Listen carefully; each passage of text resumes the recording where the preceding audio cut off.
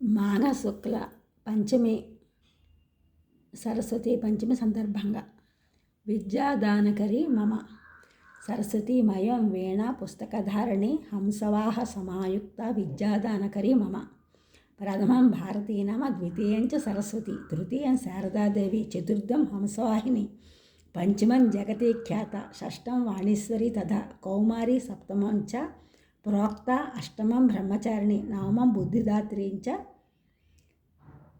దశమం తు వరదాయిని, ఏకాదశం క్షుద్రఘంట, ద్వాదశం భువనేశ్వరి. ద్వాదశైతాని నామాని పఠేత్ భక్తి సంస్థితః బృహస్పతి సమోభుజ్యో తేజసాం బ్రహ్మణ సమః.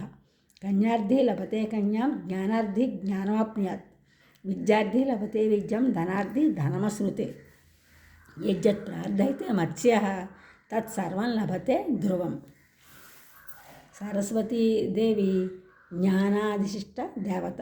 భారతీయ ధర్మంలో వేదమంత్రాల్లో సరస్వతిగా, పురాణాలలో శారదాదేవిగా, జైన ధర్మంలో శృత దేవతగా, బౌద్ధ ధర్మంలో ప్రజ్ఞాదేవి పేర్లతో సరస్వతీదేవిని ఉపాసిస్తున్నారు. మానవుడిలోని ప్రజ్ఞ అనే విశిష్ట గుణం ఆ దేవిదే.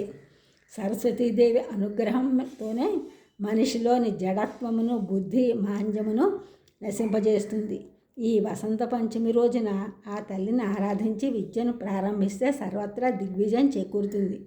మహర్షి యాజ్ఞవల్కుడు గురుశాపం వలన విద్యను కోల్పోయి తిరిగి సూర్యుడి ఆదేశంతో సరస్వతి ఉపాసన చేసి వసంత పంచమి రోజునే మహాపండితుడు అయ్యేనట్లుగా దేవీ భాగవతంలో కలదు. ఆవిడే శబ్ద జ్యోతి. ఆధ్యాత్మికవేత్తలు సరస్వతీదేవిగా ఆ శబ్దజ్యోతిని కీర్తించారు. ఆ శబ్దజ్యోతి జగత్తులో అవతరించిన శుభదినమే మాఘశుక్ల పంచమి. దీనినే వసంత పంచమి అంటారు. ఒక రకంగా చూస్తే పుట్టినరోజు సరస్వతీదేవికి అని. సరస్వతి అనే పేరుకు మేదినీ కోశంలో జల ప్రాధాన్యే సరస్వతి.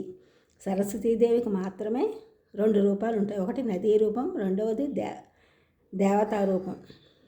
దేవీ భాగవతంలో మాఘ శుక్ల పంచమిని సరస్వతీదేవి అవతార దినంగా వర్ణించడం జరిగింది.